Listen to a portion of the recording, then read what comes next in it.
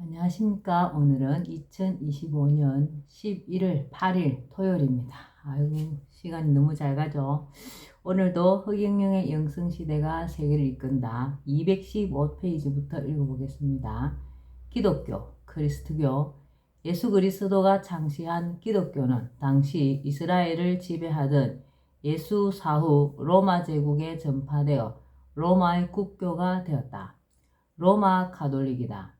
로마 가톨릭은 16세기 종교개혁으로 구교, 가톨릭 천주교와 신교, 개신교로 나누어졌다. 기독교는 유대교의 행식주의, 율법주의와 선민사상에 반대하여 유대인들의 반감을 샀다. 예수 그리스도를 유일신의 독생자로서 구세주로 믿는다. 성부, 성자, 성신이 하나라는 삼위일체 사상이 있고 사랑을 중시한다. 중도의 불교, 중용의 유교에 비추어 기독교는 중립사상이다. 개신교의 요체는 묵상친일, 천주교의 요체는 천주모일이다. 기독교의 주요 가르침으로 구성령, 팔락, 팔복, 팔사 등이 있다. 구성령은 갈라디아서 5장 22절에 나온다. 성령의 열매 9가지인 사랑, 희락, 화평, 인내, 자비, 온유, 양선, 절제, 충성을 말하고 있다. 기독교 팔복은 8가지 복으로 예수의 산상수훈에 나와 있다. 영빈천국, 애통위로, 온유지업, 의갈다식, 긍휼, 심결천견, 화평천자, 의핍천국이다. 산상수훈은 예수의 최고 가르침으로 원수를 사랑하라는 말도 이때한 말이다. 기독교 십계명은 모세가 하나님 여호와로부터 시나이산에서 받은 10가지 계명이다. 모세를 여호와가 시나이산으로 인도할 때 신발과 지팡이를 버리라고 했는데 이는 신을 찾을 때 학력, 권력, 금력 등을 내세우면 오만하게 접근해서는 안 되고 자신을 내려놓고 겸손하게 다가가야 함을 의미한다. 팔사는 8가지의 사망에 이르게 하는 행위로 요한계시록 21장에 있다. 불신, 공포, 우상, 주술, 음행, 흉악, 허위, 살인의 8가지이다. 기독교인들이 소중히 하는 3덕은 신, 믿음, 망, 소망, 애, 사랑이다. 이 중에서도 사랑이 가장 중요하게 여겨진다. 그런데 기독교 성경은 예언서이기도 하다. 요한복음 16장 7절에 보면 내가 너희에게 실상을 말하노니 내가 떠나가는 것이 너희에게 유익이라. 내가 떠나가지 아니하면 보혜사가 너희에게로 오시지 아니할 것이요 가면 내가 그를 너희에게로 보내리니 그가 죄에 대하여 의에 대하여 심판에 대하여 너희를 책망하시리라 라고 하였다. 여기서 보혜사는 나를 지칭하는 것으로 후에 지구에 화신하여 사람들을 제도하는 때가 올 것이라고 예언된 내용이다. 누가복음 12장 31절에서 32절에 보면 모든 죄와 해방은 사하심을 얻되 누구든지 성령, 보혜사를 해방하는 자는 사하심을 영원히 얻지 못하고 라고 하여 예수에게 행한 죄는 사함을 받을 수 있으나 보혜사를 해방하는 죄는 용서받지 못할 것임을 예고하였다. 공자가 획제어천, 무소도야라고 하여 하늘에 죄를 지으면 기도할 곳이 없다고 한 것과 상통하는 말이다.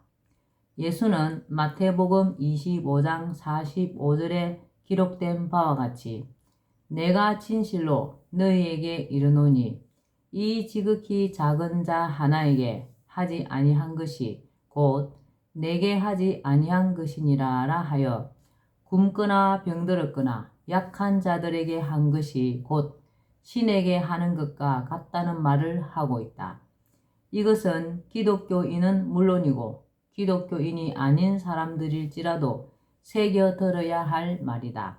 나는 누가복음 15장 11절에서 32절에 있는 돌아온 탕자의 비유를 사람들이 새겨 읽었으면 한다. 그 내용인적 다음과 같다. 두 아들 중 둘째가 아버지의 재산을 나누어 받아 먼 나라에 가서 허랑방탕하게 재산을 탕진하고 굶어 죽을 지경이 되자 마침내 회개하고 아버지의 품꾼이 되려 아버지에게 돌아오니 아버지가 송아지를 잡고 잔치를 벌이며 반긴다. 그런데 여기에 대해서 항상 아버지와 같이 있으면서 성실히 일했던 맏아들이 불만을 품는다.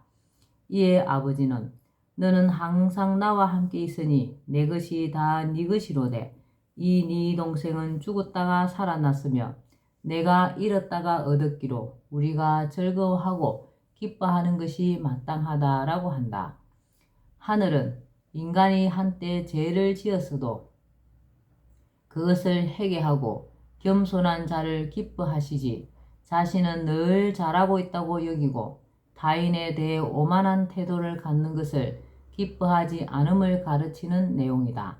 사실 살인보다도 더 큰 죄가 오만이다. 누구든 사람은 겸손하여야 한다. 기독교는 철저히 신에 의해 구원받을 수 있다는 타력신앙으로 스스로 수행을 통해 깨달음을 얻고 해탈의 경지에 가려는 불교와 반대된다. 기독교의 가르침과 일찍이 선교사들이 우리나라에 와서 행했던 선행과 희생, 봉사는 거룩한 행동이었다. 지금도 기독교가 사회에 많은 헌신과 봉사를 하고 있다. 그렇지만 한편으로 한국 기독교의 배타성은 시정되어야 할 것이다. 일부에서 보여주고 있는 내 종교만 진리이며 최고라는 생각은 버려야 할 것이다. 타 종교도 존중하고 인정해주는 자세를 가져야 한다. 본자 인터뷰 내용입니다. 예수와 석가의 공통점. 신이님, 예수와 석가의 공통점이 뭐예요? 예수가 사랑으로 유대교 율법에 도전하자 예수를 죽였어. 예수는 사랑과 율법 중에서 사랑을 택하면 죽는다는 것을 알면서도 사랑이 없는 율법을 부정했어. 그럼 사랑이 율법이나 계명보다도 더 큰 거예요? 그렇지. 그래서 오늘날 기독교와 천주교는 사랑과 율법을 십자가의 행으로, 정의와 평화를 십자가의 종으로 하여 중립 종교가 되었어. 그래서 기독교를 중립 종교라고 하는군요.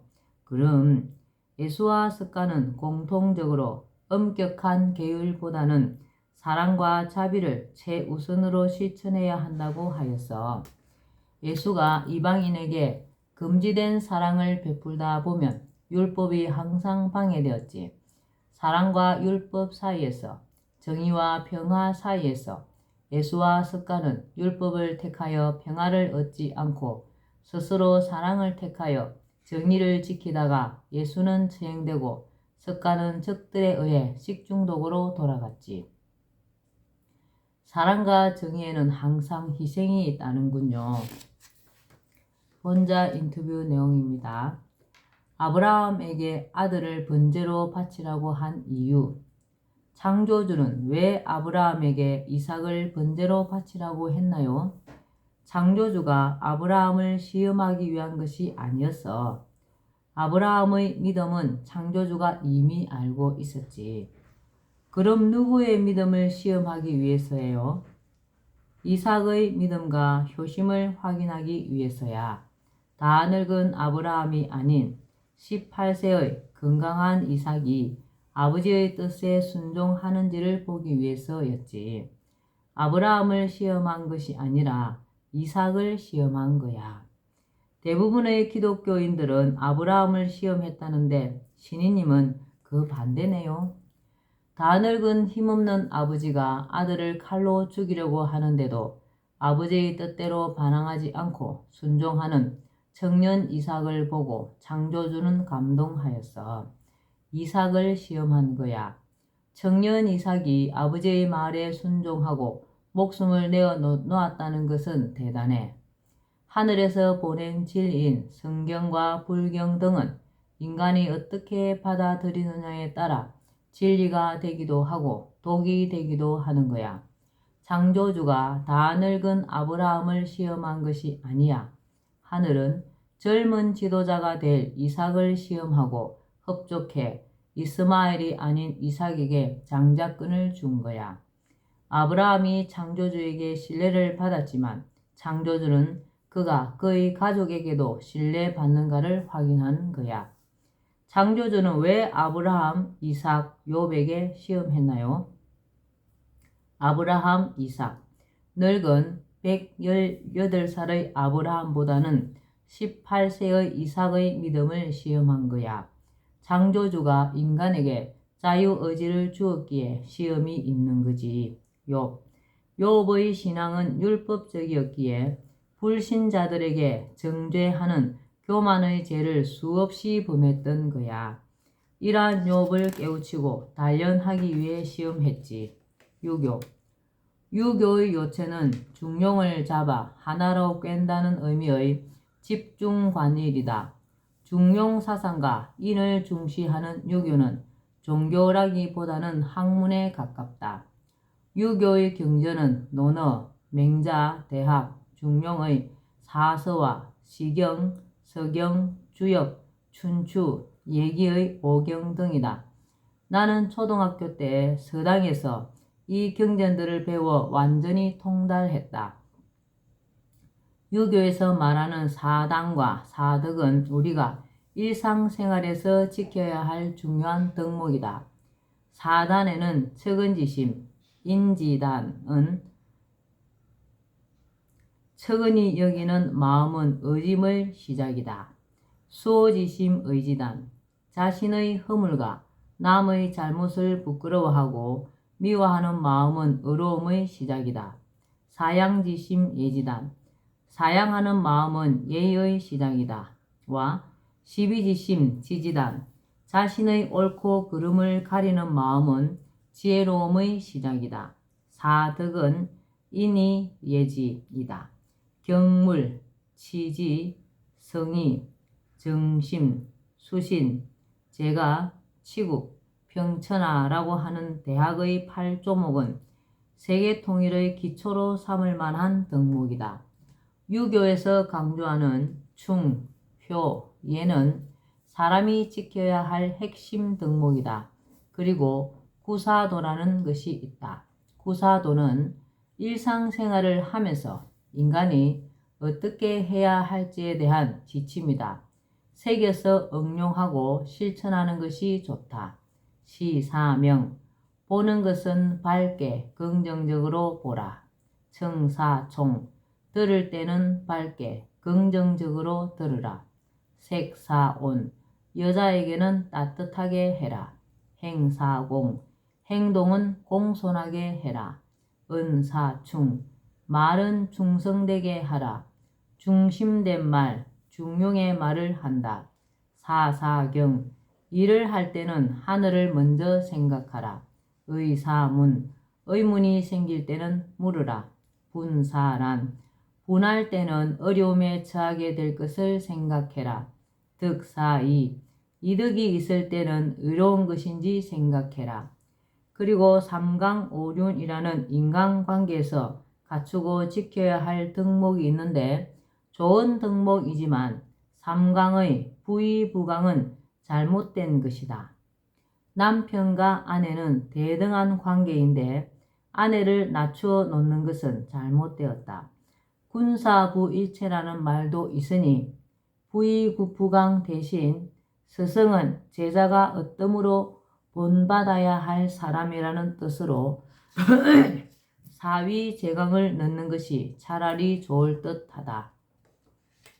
삼강에는 군이 신강, 임금은 신하의 어뜸이고 부의부강, 남편은 아내의 어뜸이고 부의자강, 부모는 자식의 어뜸이 된다. 오륜에는 군신유의, 군신 간에는 의리가 있어야 하고, 부부유별, 부부 사이에는 구별이 있어야 하고, 부자유친, 부모 자식 간에는 친해야 하고, 붕우유신, 친구 간에는 믿음이 있어야 하고, 장유유서, 어른과 어린 사람 사이에는 질서가 있어야 한다. 본자 인터뷰 내용입니다. 부부를 부부로. 신이님, 부부라는 한문 글자를 왜 바꾸겠다는 거예요? 내가 그 제도에 가서 36만 명의 회원을 가진 국내 최대 지역 커뮤니티 카페인 그사모, 그제도 사랑모임 회장의 결혼식에 주례를 설 때도 부부를 지적했었어. 그사모 회원 36만 명이 대부분 그제도의 삼성, 대우조선소의 직원들이라고 하던데요. 내가 주례를 설 때 신부가 웃다가 주저앉아 일어서지를 못할 정도로 처음부터 너무 웃게 했는데 하객들이 웃다가 내식이 끝난 일이 있어. 그때 사회자가 내 이름을 20분을 합장케 했었지. 조선소의 노조원들이라 목소리가 대단했어. 왜 그렇게 웃게 했나요? 부부가 믿는 신이 당신이잖아. 집에 있는 신. 남편의 신은 아내이고 아내의 신은 남편인데 두 사람이 서로 상대방을 신처럼 모셔야 한다는 등 모든 게 넌센스 퀴즈였지. 부부가 믿는 신은 당신이야. 그리고 부부라는 이름이 너무 여자를 비하하므로 한문을 바꿔야 한다고 했지. 지금의 부인 부자는 여자가 빗자루를 들고 있다는 뜻으로 하늘 위에 있다는 뜻의 부자와는 너무 차이가 난다고 했지. 그래서 나는 국가 최고 지도자가 되면 부부할 때 부자를 여자가 가족을 거느림으로 그늘일 부자로 바꾸어 부부로 바꿀 것이라고 했어. 우리 신이님이 그제도까지 오셨네요. 감사합니다. 오늘은 여기까지 읽겠습니다. 오늘도 흑행령을 많이 부르고 알려서 하늘에 복을 짓는 행복하고 뜻깊은 하루 되시기 바랍니다. 감사합니다. 흑행령, 흑행령, 흑행령.